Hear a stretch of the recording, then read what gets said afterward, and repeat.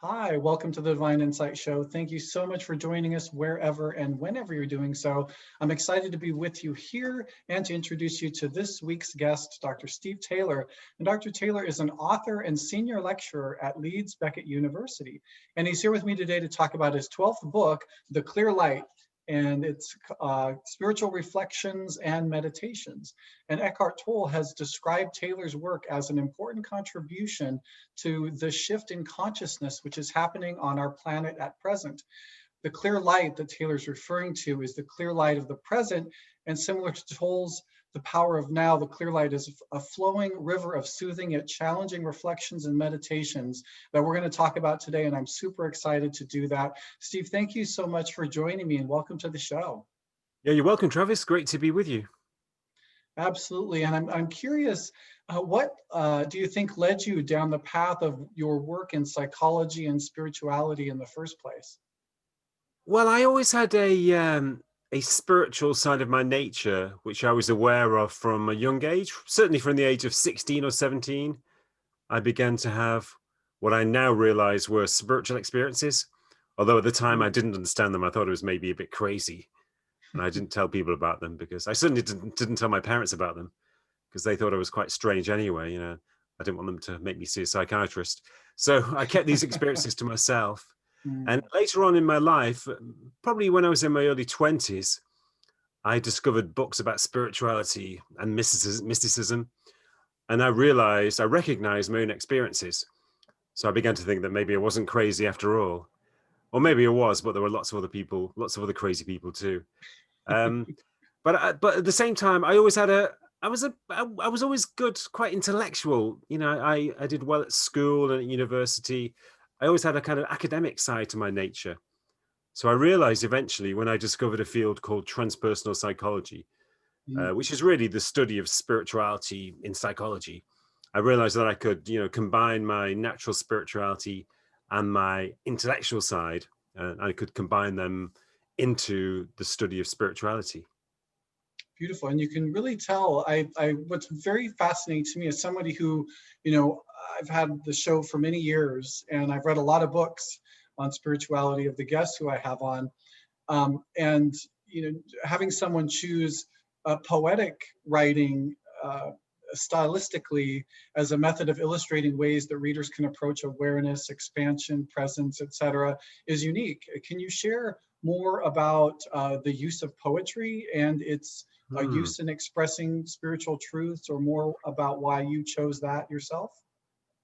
There's something very contemplative about poetry. You don't read a poem like you would read an article on the internet or a newspaper article. You have to really sit down and engage with the poem. You have to give it your full attention. And often its full meaning is not, is not initially explicit. So you have to really engage in order to find the meaning. So you have to maybe read it 2 or 3 times. You have to read it quite slowly with your full attention. So there's something quite meditative about it.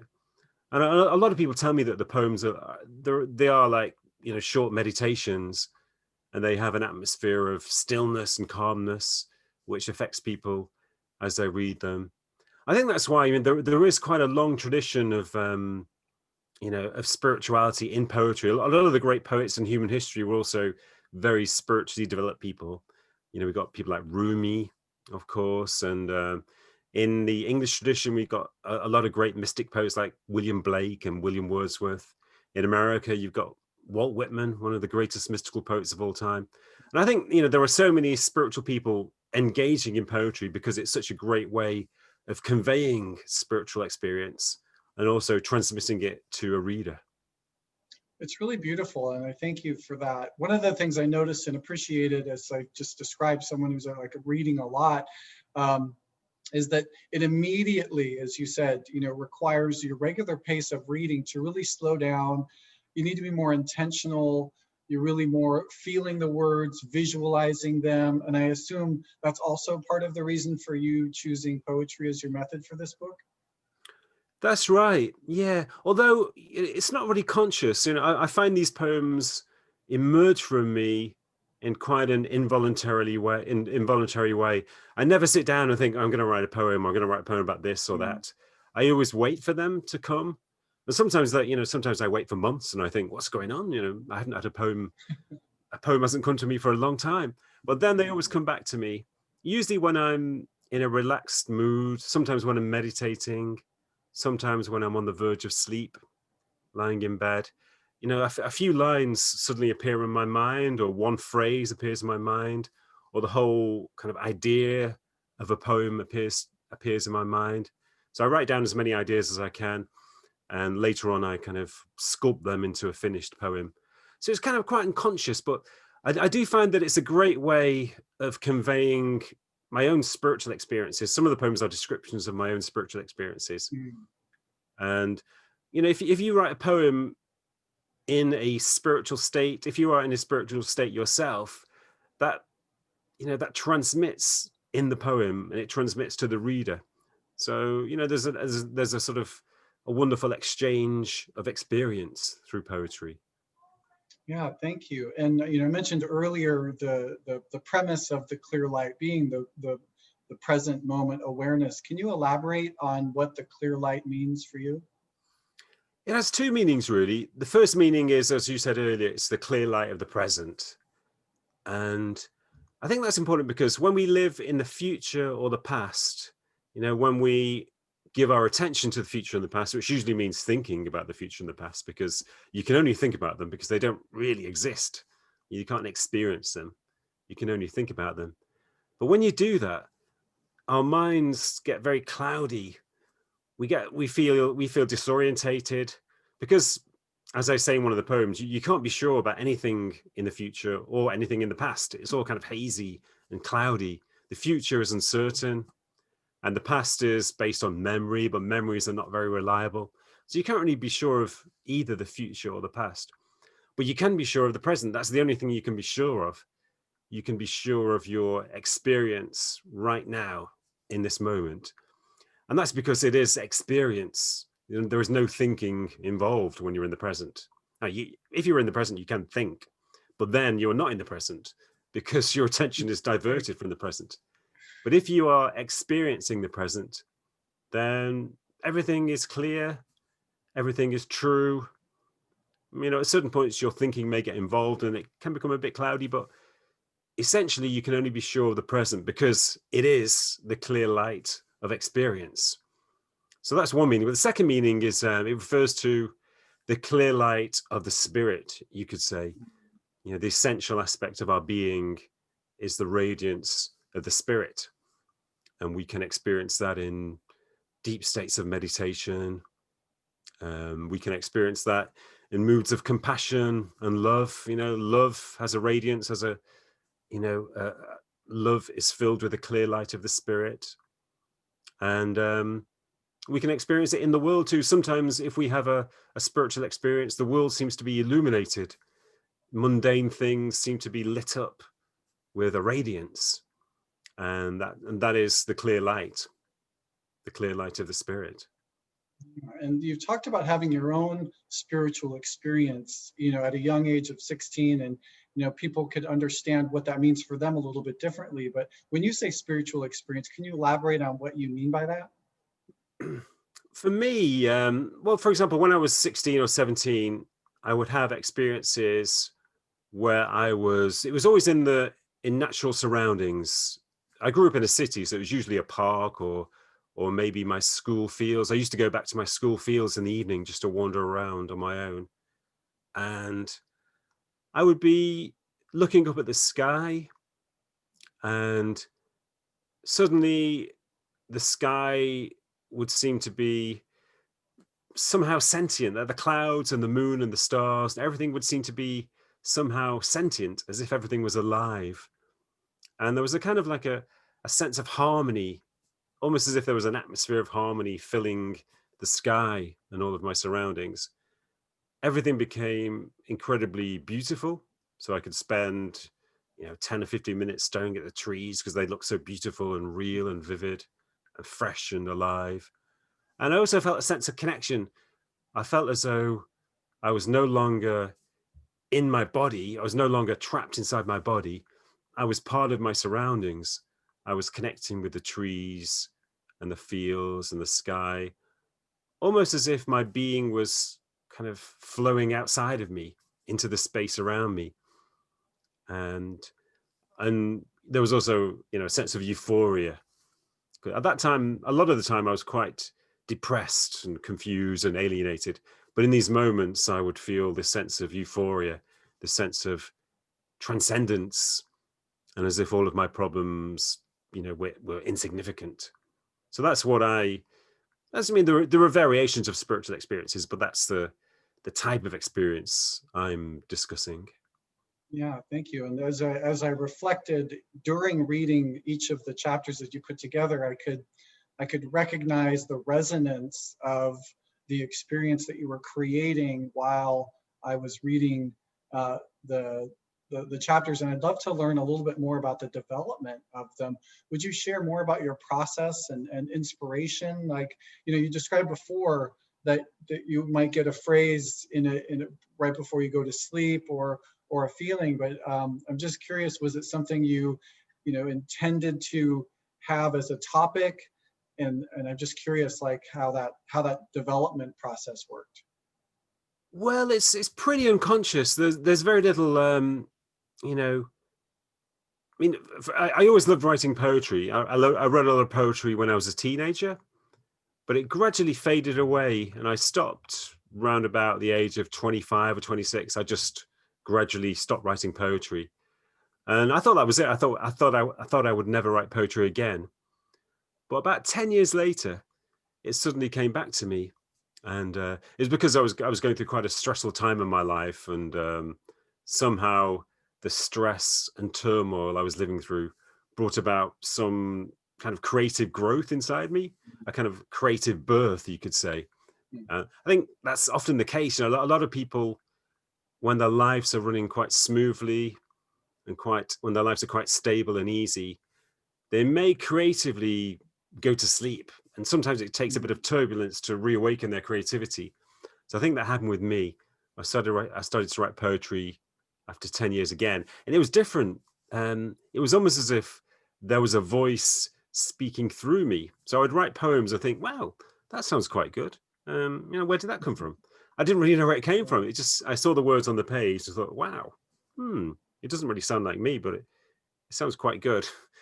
And it's a little bit like channeling, but it wasn't, I wasn't really aware of anything channeling through me, but what happens is that I get into a certain state of mind where I feel quite quiet and calm inside, and it's almost like latching onto a flow. I latch onto a sort of creative flow, and phrases, words start to appear. And sometimes, it's entirely unexpected. I find myself writing down things that I would never consciously have thought of. So it is a little bit like channeling. It's as if I latch onto a creative flow, and when I'm in that flow, I'm not really aware of what's going to come through me, but I just open myself and allow it to come through. And so yeah, sometimes it's quite surprising, And I mean, even now I read some of the pieces and I think, did I really write that? Is that really me? Because it almost sounds like it feels like it came from somewhere else. Yeah, I can relate when you're as an intuitive person working with clients. There are times when you get into what the zone that they call it, right, or the runner's high. You're doing it and suddenly you're somewhere else, and the inspiration comes through. And I really appreciate hearing about that creative process for yourself. And as you mentioned earlier, and has been kind of understood, and obviously in the title itself, it talks about each chapter as a reflection, but also that it could be used as a meditation. Can you explain how the meditation process would be done for people who are interested in that? It's well, there's a tradition in Catholicism called Lectio Divina, which literally means divine reading. People use it to read passages from the Bible or other spiritual texts. And it's a very slow and contemplative form of reading where you read a few lines, you maybe read them 2 or 3 times very slowly, and you take a few moments to digest their meaning, and you become aware of the effect of those lines. So it's really a combination of meditation and reading. It's a form of meditative reading, basically. And I encourage people to take the same approach to some of these pieces in the clear light. So essentially, they are guides to meditation. So a poem which maybe contains 40 lines also contains a structured meditation. So the best way to do it really is to read 2 or 3 lines and then pause to follow the guidelines and to become aware of the feelings which are created by the words, and then read the next 2 or 3 lines. So it's very slow and gradual. And usually, as you read through the piece, you find yourself taking longer and longer pauses. So it could take 10 or 15 minutes to read a whole piece. And I mean, the best way to do it, I haven't recorded an audiobook yet, but in the next few weeks, I'm going to record an audiobook. And then it will be kind of easier to follow the meditative approach with an audiobook. But it's the same thing, really. You can follow a contemplative reading approach. And in that sense, the pieces will become meditations. Thank you. And I thought it was interesting as well, because I'm not normally a person that reads out loud, but as I was noticing, as I mentioned earlier, the immediate sort of desire to slow, and as you've described it, be more contemplative with what I was reading. I also noticed myself feeling like I wanted to read it out loud, whether that was to put it into more of my own present moment awareness, distract my ego thought, or whatever it was. It seemed to also have some significance. And as you were writing this or experiencing these inspirational, spiritual, meditations coming out through you, was there one that an excerpt that you particularly found poignant in your own life, or something that you have as something of a favorite of your own? Yeah, there's a piece called The Alchemy of Acceptance. There are actually 2 pieces called The Alchemy of Acceptance, part 1 and 2. And yeah, I wrote them based on my own experiences of being in challenging times and realizing the importance of acceptance, and how acceptance can really have an alchemical effect, so that a negative situation can be neutralized or even turned into a pleasant situation through the power of acceptance. So acceptance, an attitude of acceptance, is often the difference between psychological turbulence and depression and frustration and a state of ease and contentment. Shall I read the piece, The Alchemy of Acceptance? That'd be wonderful. Thank you. Yeah. I actually wrote this based on an experience I had it was about 10 years ago, maybe slightly longer, but I developed tinnitus in my ear, probably because I was a musician when I was younger and playing loud music. But it was really terrible. It took me a long time to get used to it. It was so disturbing and created a lot of frustration and turbulence inside me. And after a few months of anxiety and turbulence, I realized that I had no choice but to accept it. So I created a mental intention to accept the tinnitus, to kind of go into it rather than trying to push it away, or rather than trying to escape from it. And it made a massive difference. Within a short space of time, I found myself adjusting to the situation and accepting it. And since then, it has no longer bothered me, the tinnitus. And I think you can apply that to a lot of different situations. And in this poem, I apply it to many different aspects of our lives. The Alchemy of Acceptance. Emptiness can be a vacuum, cold and hostile, dark with danger. Or emptiness can be radiant space, glowing with soft stillness. And the only difference between them is acceptance. A task may seem tedious, a chore to rush through reluctantly, or a task may seem rewarding, a process to relish with an attentive mind that reveals more richness the more present you become. And the only difference between them is acceptance. Pain may seem unbearable, searing through you from a sharp, concentrated point, so that you have no choice but to resist, to try to escape, to push away the pain. Or pain can be a sensation that you can move towards and merge with, that no longer has a center, that dissipates through your being, until it becomes soft and numb, no longer pain at all. And the only difference between them is acceptance. Trauma can break you down to nothing, destroy the identity you spent your whole life building up, like an earthquake that leaves you in ruins. Or trauma can transform you, break open new depths and heights of your being, give rise to a greater structure, a miraculous new self. And the only difference between them is acceptance. Life can be frustrating and full of obstacles, with desires for a different life disturbing your mind. Or life can be fulfilling, full of opportunities, with a constant flow of gratitude for the gifts you have.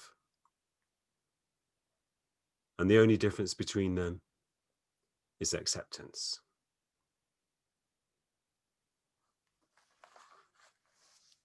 Thank you. And this is such an incredible time that we are living in.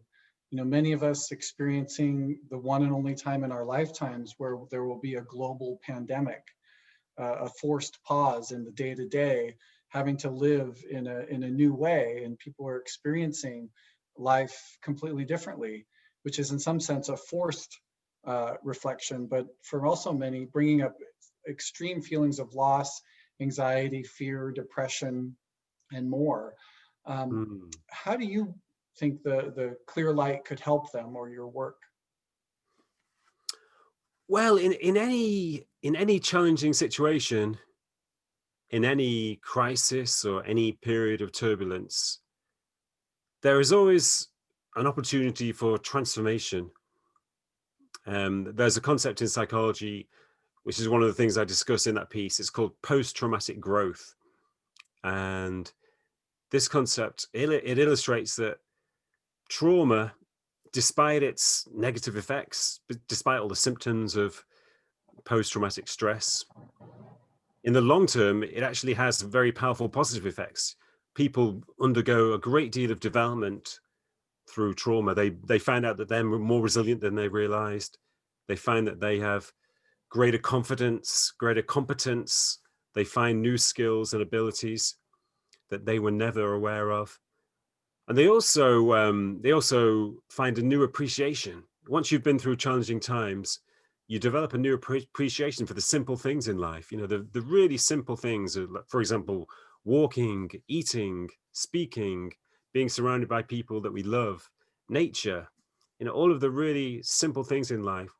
We realize how valuable, how precious, how wonderful they are. And, you know, it often takes some crisis or turbulence in our lives to make us aware of that. It stops us taking things for granted.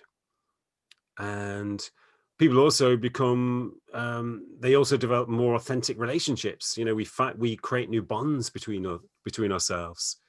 We develop more empathy, more compassion, and we become more intimate and authentic with each other. So all of these things arise from challenge and crisis. So, you know, despite all the terrible effects of this pandemic, despite all the illness and anxiety and death which it's causing, there will be some positive effects. There will be some transformational effects.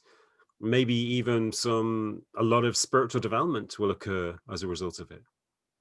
Yeah, and I think, you know, I would think that, you know, as I don't necessarily believe in accidents, I think from the soul level, if you take it out of the personality level, at the soul level, this was something that globally we needed to experience, I think, for very much the reasons that you described, and allowing us to really take stock in who we are, what we want, how we spend our time, who we spend it with, and what we do with ourselves. Yeah. So is there anything else that you'd like to share about your book here, as for those of you that are on the video can see it, the clear light here, spiritual reflections and meditations. Anything else you want to share about that? I could read another piece which relates to the concept we were discussing about challenge and crisis. Yeah. Can I read a short piece? It's a short piece about loss, and it's about the potentially positive effects of loss. Thank you. I think often, as you were saying, particularly in our individual lives, sometimes challenges and crises arise just when we need them. We need them to grow, to uncover aspects of ourselves which have become dormant, or to uncover new aspects of ourselves. So in every loss, in every crisis, there's always as they said, there's always some sort of positive undercurrent which we can uncover. So this is a poem simply called Loss.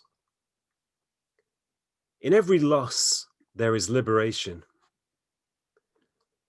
When we're adrift in the future, chasing after goals and ambitions, loss pulls us back to the present. When illusions of success and status have inflated our self-importance, loss returns us to reality, reminds us of our insignificance.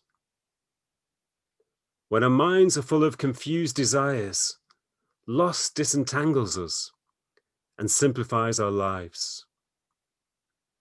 When layers of dull contentment are suffocating our souls, loss strips us naked so that the world can touch us freshly again. Loss breaks down our identity so that our broken fragments can fuse together again at a higher level of order. In loss, we find ourselves again.